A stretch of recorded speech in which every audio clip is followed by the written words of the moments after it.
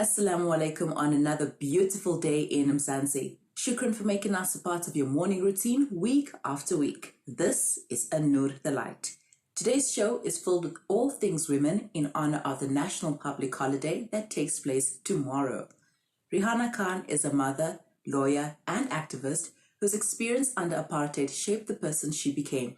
We wanted to know more and got to spend some time with her. Growing up in Salt River, Cape Town during the 1960s left an indelible mark on the mind of young Rihanna Khan. It shaped not only her memory but laid a foundation for the person she was to become. Many of her fondest memories are from the streets that she walked and played in. I grew up here. This was my formative 7 years of my life. I played and had my most memorable times, I would say, of being in this community. Not just playing in the road, it was also attending funerals and weddings, whether it was Christian, Muslim or Hindu. Khadat aunts were always a very special night on a Thursday night here, because invariably, as you can see, the row of houses would result in a khadat or more than one khadat in a month.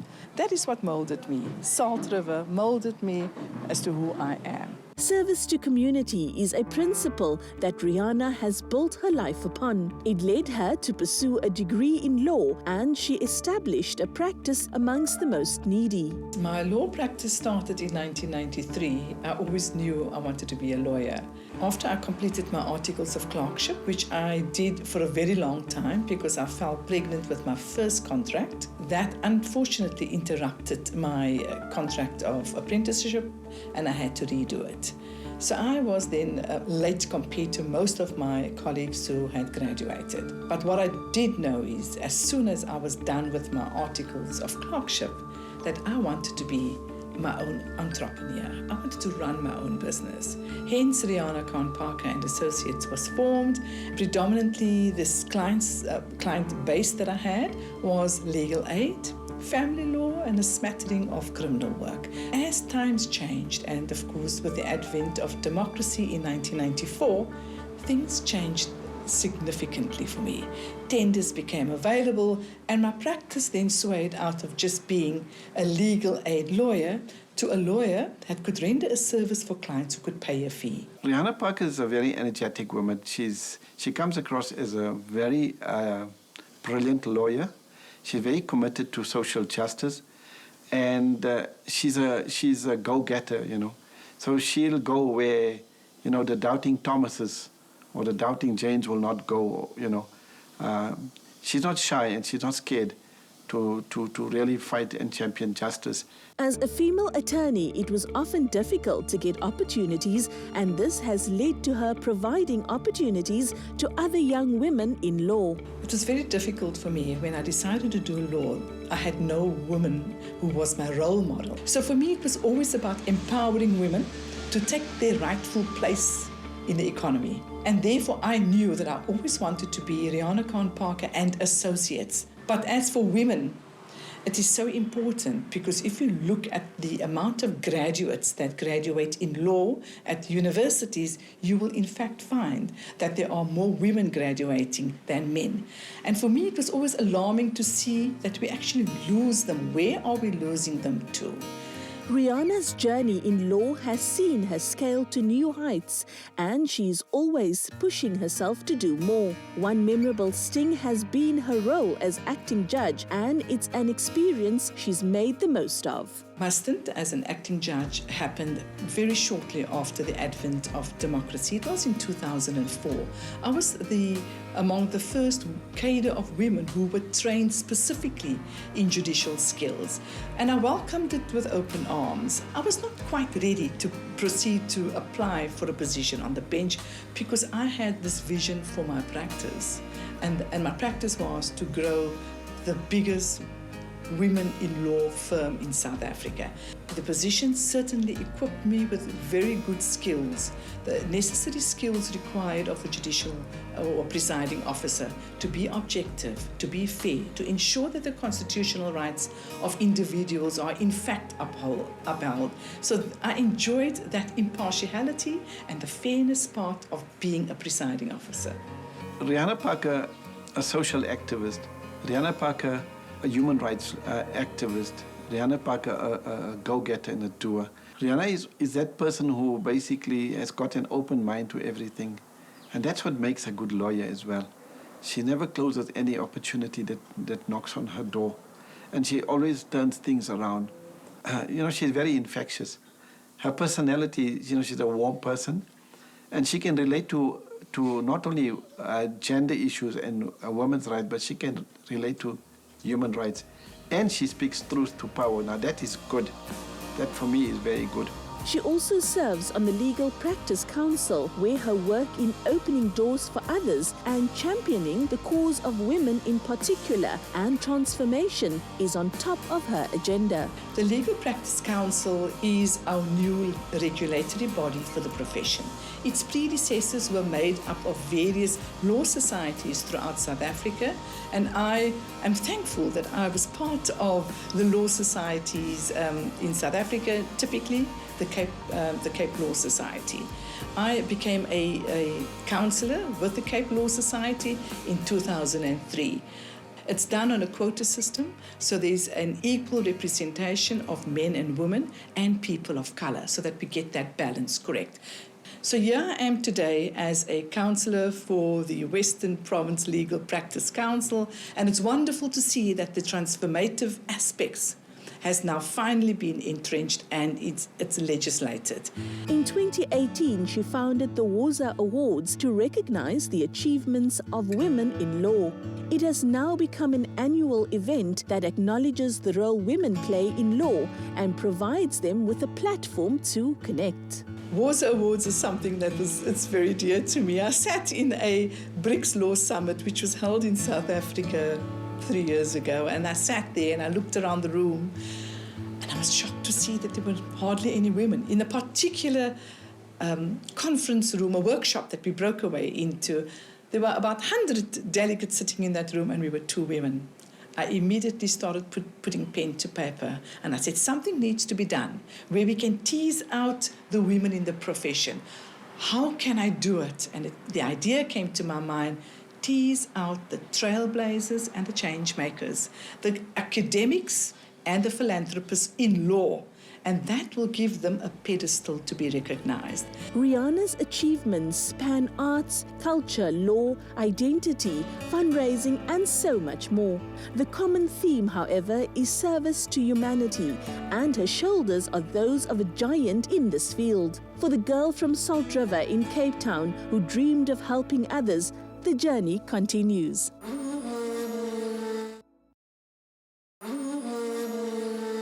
Our women should be honoured every day as they are the hands that rock the cradle. One woman who has been a force of positivity on this season of our show is our wellness expert, Zainab Ibrahim. Here she is with some more tips on being empowered. I greet you with the universal greeting of peace. Today, I'm going to be speaking about a technique called the Emotional Freedom Technique, or EFT tapping, as some might refer to it as. Before I go into that, I just really wanted to talk about where this really comes from. And about 3,600 years ago, the ancient Chinese discovered acupuncture. And what they discovered is that we are pure energy, and there's energy flowing in our body. However, when these energy points become stuck, and then our life force or our chi doesn't flow naturally and normally. And the alternative to acupuncture is tapping. And what they've discovered is if you tap on the same area really, quite hard so that you can actually feel it, it has the same effect and it actually releases the energy flow in your body. And what they've discovered is that when you tap on these areas, and you affirm words of self-love and self-appreciation, it seems to allow the energy to flow much easier and more effectively. So I'd like to demonstrate how to actually do this. What you want to do is you want to establish what is actually wrong within you. So check in your body. Perhaps you've got a severe headache or you've got lower back pain. It's also really, really great for negative emotions. So for example, I'm feeling really angry or I'm feeling really sad. And you want to start with a setup statement. And the setup statement goes, even though, and you identify the feeling. So it's even though I feel really sad, I deeply and profoundly love, accept, and forgive myself. If it's something physical, you can say the exact same statement, which is, even though I have a severe headache, I deeply and profoundly love, accept, and forgive myself. And you want to start with a setup statement on this area of your hand, which is called the karate chop area. And you want to tap it quite hard and then say the statement 3 times. So I'll use the statement of feeling really angry. Before I do that, I need to identify, okay, how am I feeling? I'm feeling angry. And then I want you to rate it on a scale of 1 to 10. So let's say I'm feeling angry and the intensity of the emotion is at a level of 8. My suggestion would be to actually write it down, because once we go through the process, we sometimes forget where we started. So if it's at an 8, I write that down and then we start. So you want to start with a setup statement. Even though I feel really, really angry, I deeply and profoundly love, accept, and forgive myself. Even though I feel really, really angry, I deeply and profoundly love, accept, and forgive myself. Even though I feel really, really angry, I deeply and profoundly love, accept, and forgive myself. And then you continue in this sequence, which is on the left side, just above your eyebrow, and you want to tap with at least 3 fingers 5 to 7 times. You can say the statement over in your mind as you do this, even though, and you continue the statement for 5 to 7 times. Then on the side of the eye, 5 to 7 times, under the eye, 5 to 7 times, under the nose, 5 to 7 times, and you can just say, I release this anger as you tap, and then just under your collarbone, tapping quite vigorously there. And then there's an area here, if you rub it, you'll notice it's quite tender. It's actually called your tender spot. And you can actually rub that as you say the statement, even though I feel really angry, I deeply and profoundly love, accept, and forgive myself. And then it's under the arm, ladies, that's on your bra strap area, just tapping there 5 to 7 times. And then lastly, on the top of your head, 5 to 7 times. And then you want to do that sequence again. So you don't need to do the setup statement again, but you continue eye, side of eye, under nose, chin, collarbone, tender spot, bra strap area, and then the top of your head. And once you've done that in a sequence twice, I want you to take a nice deep breath in and slowly out, and really take your time to release the breath. And then check in again. Okay, so what's the intensity of that anger that I was feeling? And what you'll notice, amazingly enough, is that the intensity has dropped quite substantially. And it might drop to a 4 or below a 4. Ideally, you want to get it to below a 2. If it is, for example, at a 4, my suggestion would just be to do it again, and you'll notice it'll drop or it'll disappear completely. It's a great tool to use. It only takes a few minutes whenever you need it, whether it's I'm feeling really anxious before a meeting, or I'm going to take part in a competition and I feel really, really nervous. It's a great tool to just go in the bathroom, do your tapping, and you'll notice you feel more calm and more centered. Another great tip is if you're in an environment where you're not feeling comfortable, so let's say you're in a meeting and it's getting a bit heated, is as you sit there, if you were to start tapping, people might think you're quite crazy. So let's say you're feeling really anxious, is then to use this area. It's between the small finger and the second finger. And you'll feel, if you push in there, it's called the gemut spot. So as you're sitting at your desk, you're feeling really anxious, you can just say, even though I feel really anxious, I deeply and profoundly love, accept, and forgive myself. And you can just continue tapping until perhaps it's your time to present or to speak. And what you'll notice is you just feel very calm and very centered. I really hope and encourage you to use these tools, as they can definitely assist you to reach a space of emotional freedom. Remember, knowledge is only power if you actually use and implement it. So I wish you all the best, and until I see you again, goodbye.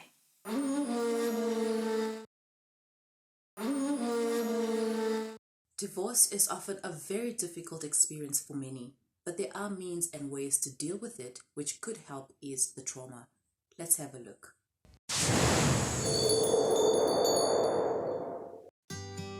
Getting divorced can often be traumatic, as couples who were once in love find themselves squabbling over almost every aspect of their lives. Muslims aren't exempt from this, even though there are guidelines that exist.